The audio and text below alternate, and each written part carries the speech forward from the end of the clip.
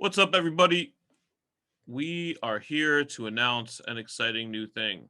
And it's me, Uncommon NASA. Short Fuse is on with me here. What's up, everybody? And we've been working together for a long time at Uncommon Records. Me producing for Short Fuse for many years, and then us forming Guillotine Crowns within the last year or so. And we'll have an album out later this year. But what we are talking today about is something that I've started to put some information out there about on the site and all that, which is Uncommon Restoration. And it is something that me and Short Fuse are doing together. It's our baby, and it's a 7-inch label. Let's just put that out there right away. But there's kind of like a lot to explain about it, in my opinion. But I'll start with just talking about, just holding up and showing off the fancy 7-inch that we have made. Um, so this is what's out now. It is Tracy Jones's 7-inch. You know, I feel like the thing about this whole project is there's a lot to explain. There's a lot of stories that run through how we got to this 7-inch and how it became Tracy's 7-inch and how me and Short Fuse actually, put all this together. So that's what we'll try to do with this video, and hopefully it'll be somewhat entertaining and very much informative. Um, so that being said, this is really Short Fuse's first time seeing it like not in photographic form. This Looks is dope, like, man. you I'm know, excited. yeah, I'll be shipping a couple copies of this out to you and to Tracy, of course, after this weekend. But so this is the 7. We're gonna try to answer a couple questions today in terms of like how we started this imprint label of Uncommon Records, what the goals are, and why the hell we chose 7 inches to do such a thing with. So really, we'll get into sort of like the formation first. You know, Sure, Fuse, I don't know if you want to kind of get into some of the Genesis conversations that we had and how this started, and I can talk about how it came together ultimately. Well, it stems from a couple things. It stems from the biggest piece is us as a label. Obviously, Uncommon's been around for a very long time. I've been a part of Uncommon since 2007, Hmm. so 3 years after it started. And obviously we've had good runs, um, but it's no secret that the label went on a mini hiatus while you were doing your solo thing. So we're coming back and trying to like reboot it and refresh it and make it a thing again. Um, and now the flip side of that is the big thing is seeing people get their stories told through various forms of media, whether it's video or articles and things. So instead of waiting for other individuals to come to us to tell our story, we decided to just tell our own story. So we had a lot of music from the digital era that didn't get its rightful due, whether it be just getting lost in the mix of different types of music that was coming out at that time. Because when digital first started, and I think that you can agree, it did make easier music easier to access. So it made music easier to put out. So there was a lot of people putting out a lot of different things back then. So I think some things just got lost in the shuffle. So that's a part of it as well. But it also comes from both of us being uh, curators and understanding the history of the indie scene and hip hop in general. So this gives us an opportunity to give dope music a second life and a second look, and um, having a brighter light shine on it, because vinyl obviously is huge right now. So Yeah. we're really excited as both vinyl collectors and aficionados at this point, um, to have the capability to do something like this. So it's really exciting. Yeah, and I think the one thing to follow up on in specific with Uncommon Records, the label started in 2004, And from '04 really all the way until 2012-ish, 2011-ish, there was sort of like this dark period where like you either had um experience with physical releases prior to 2004 or 5 or 6, and so people were checking for you, or you didn't and you were just starting. And if you were just starting like we were, a big thing for us was like, wow, what's this digital music thing? How can we sell these MP3s? And like, how do we get distributed to iTunes and all that kind of stuff? And that's what Right. the mindset was in the 2000s. And this was also at a period before, God help us now, but like, this is also at a time before social media. So like, you didn't have your Twitter and your Facebook and Right. anything like that to actually tell people what you were doing, and you didn't have streaming services where you could possibly be discovered or streamed or anything like that, that would lead to a sale. It was just, you were just out there.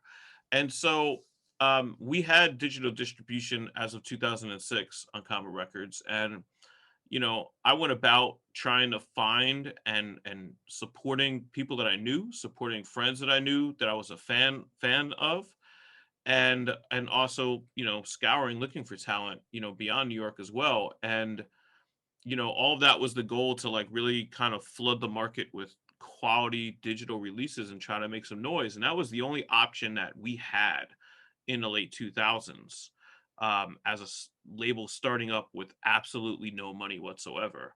Right. And so as a result of all that, a lot of music got lost that we put out unfairly, I think. Some of it was my music, some of it was your music. Right. Like Sure. it's just, it's not exclusive by any means. But one of those records was Tracy Jones's Human Cloud Abandonment. And I think we both feel, and I certainly do, having now put it out twice, really passionate about this album. And Yeah. I had, sometime during quarantine one or 1A or two, here in New York, I had basically heard, I sat and just listened to Human Cloud Abandonment again. And I didn't really listen to it with any intention besides just checking it out again and being like, wow, I wonder what this sounds like. I just came across it. I'd forgotten. I knew I loved it, but I'd forgotten it. And I had, unfortunately, at one point, like, for better or worse, like I released the record. I had signed it and put it out in 2008 digitally, and then somewhere around 2015ish, I restored the rights back to Tracy, because I was just like, this isn't moving, and I feel like Tracy could do more with this than I can. I don't want to take a percentage, for no reason. So I'm always like that with releases. So long story short, I sat down and was listening to it again, and I was like, you know what, like, the market and the world is ready for this record again. And um I reached out to Tracy, and he was super down. He was just in the midst of coming back from Japan, which is a whole nother story. But like, he's back in the States now and was really excited about it, and has been really great to work with in getting this to happen. All of that coincidentally happened as me and you were talking about doing like restoration. And I don't remember which came first exactly. I think we were talking about doing Uncommon Restoration, whether we named it or not yet at that point. Well, we were talking about doing like a back catalog 7-inch thing. Yeah. I think before, it definitely was. It was before I even had the idea to bring Human Cloud Abandonment back digitally. And then those two things just came together, Yeah. perfectly. I mean, when you sent the mastered version, which sounds phenomenal, um, it brings a whole different sound to that record, by the way. True. Or And thank you. I had a chance to chat with Tracy on via Twitter a few days ago, and he's super excited about it. And he even said, he's like, he told me, he's like, I hadn't heard this record in years, Hmm. and hearing it mastered, he's like, it brought tears to my eyes because it gave it a brand new life. So I was like, so I could definitely relate to that because I've been in that boat before. So it's just seeing the vision brought to the forefront correctly is a huge deal. And I even told them too. I said I think people are finally ready for this record. I think time's finally caught up to this album. So I think Yeah. it's exciting, and it's amazing that his work.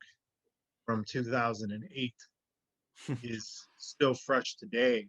So that just shows you how talented he is and how much ahead of his time he was as far as his thought process.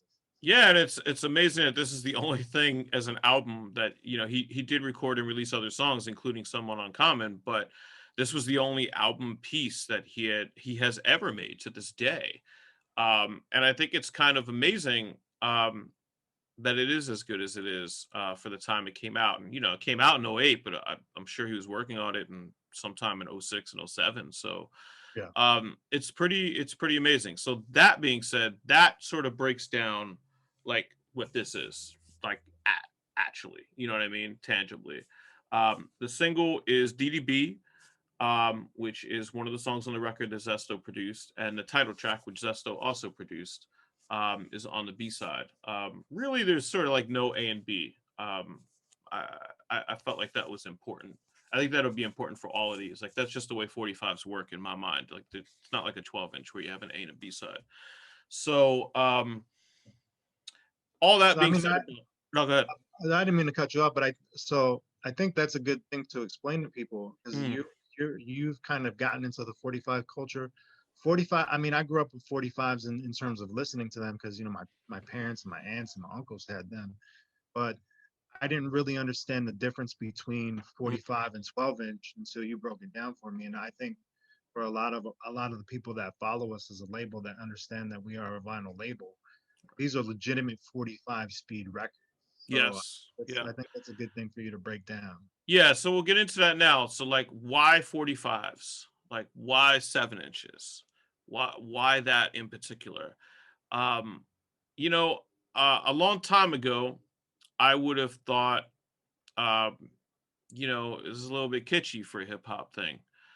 But over the years, I think the vinyl culture has changed. And not only are you seeing like other records being released as 45s, just different like lunchbox sets and things like that of like really, historic, big time records. But I wanted to bring that feeling of the 45 to hip hop culture, to indie rap, to underground hip hop.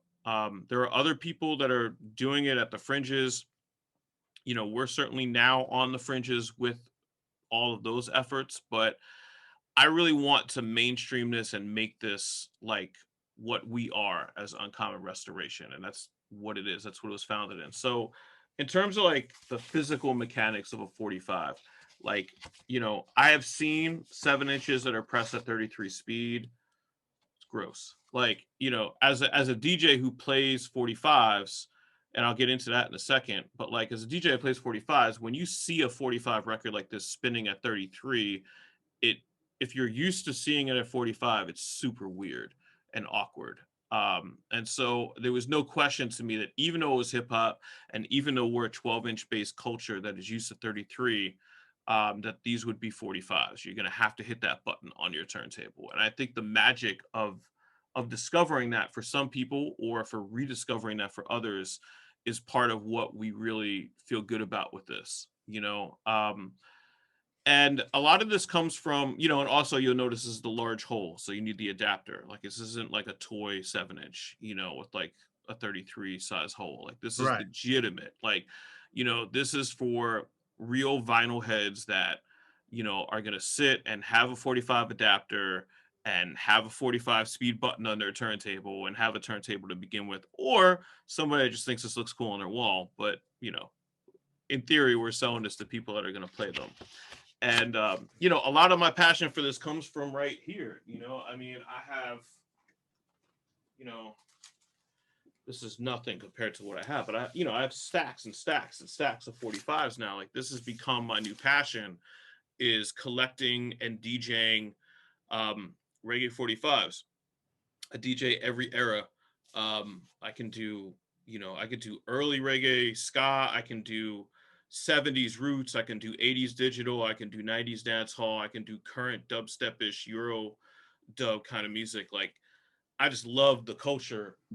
Um, and that to me, I mean, I started in this shit as a DJ. Like that was the first thing I did in hip hop.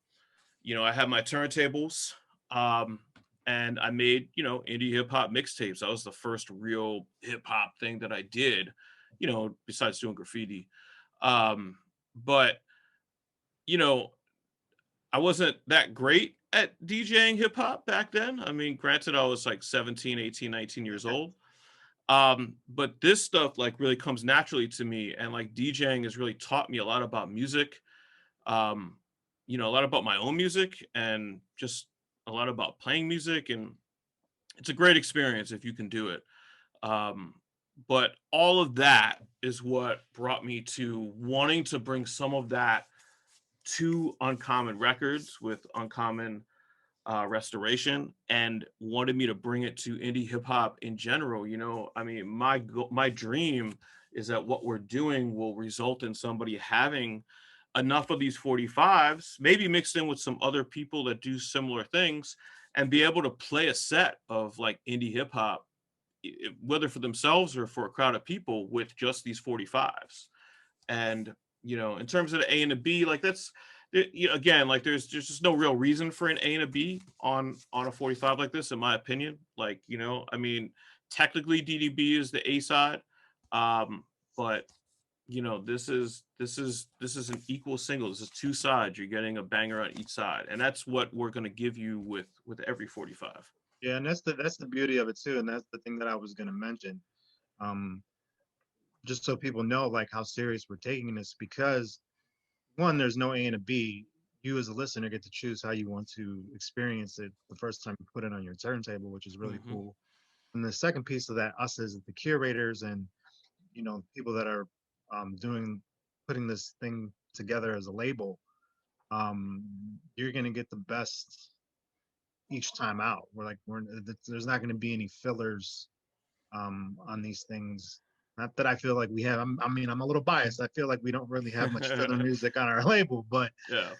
but we're taking it really serious, and we're planning ahead. And the really cool thing is, we're hoping as this thing grows, we're going to have the opportunity to reach um, outside of our own bag of tricks, and Mhm. bring other things into the fold. So that's pretty exciting too. So Yeah, and I think, to follow up on that, like, to answer another question is, why, all right, you guys love 45s and you guys, love indie rap music, but like, why not just do new music as 45s? And I think, you know, conceptually, this being a reissue label is really captivating to me.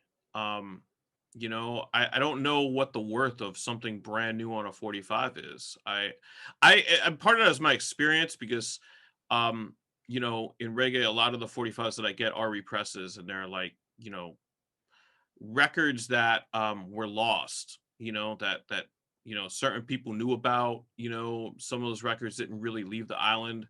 And they've been repressed and refound by these different labels that repress Jamaican music.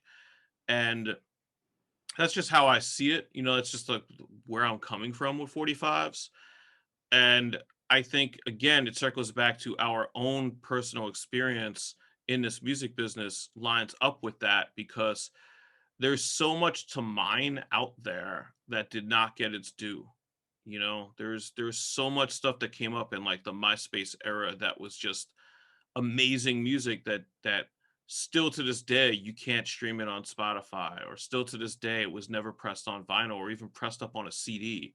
right, And all of it is there, and a lot of it is on the Uncommon Records back catalog. But some of it may not be, and we're hoping to build some momentum, with the first couple releases, show people what we have, and then, as two people that know, I mean, collectively between the two of us, we could probably name you and walk you through more of the smaller, lesser known independent hip hop releases than any two people together. I mean, we know everything that came out, we are young enough to be able to do something about it and do something with this knowledge, but old yeah, enough to have enough information that goes back into, really, if you're going back into high school years, into the early 90s and the mid 90s, and I'd be open to go, previous to 2004, prior to Uncommon Records is beginning, to mine other great music that needs to be on a 45. I mean, that's kind of why I've gotten into this with you, from a legacy and historical perspective. I mean, me and you have conversations privately all the time about my passion for certain eras and Mhm. how it influenced me and us. Um, I mean, a lot of my early record collection was built around early Def Jug stuff that was harder to find and things, because that specific era was important to me, because that's when I really started to get making music personally, finding my style, my voice. So um, that's one of the reasons why I'm excited to do this with you, is not only to, like you said, give those other um,